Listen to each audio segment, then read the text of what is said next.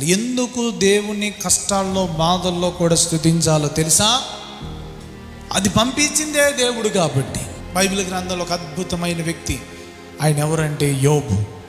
యోబు గారి యొక్క జీవితంలో ఆస్తి పోయింది, అంతస్తు పోయింది, రోగం వచ్చేసింది, కన్న బిడ్డలందరూ కూడా చనిపోయారు. ఒక భయంకరమైన బాధల్లో వేదనలో ఎవరున్నారు?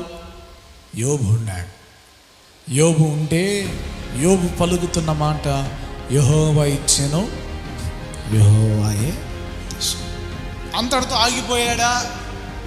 అంతటితో ఆగిపోయాడంటే మన పొరపాటే.